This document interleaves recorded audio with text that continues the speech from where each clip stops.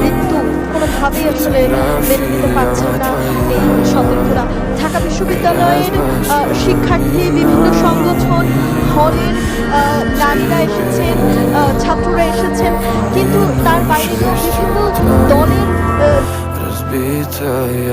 প্রধান উপদেষ্টা, আপনার একটা কথা বলবো, আমরা আগেও বলেছি এই সরকারের সকল উপদেষ্টার এক পা অন্য দেশে, বিপদ হইলে ভাইগে যাবে, কিন্তু আমরা দৃঢ়ভাবে বিশ্বাস করি আপনি থাকবেন না।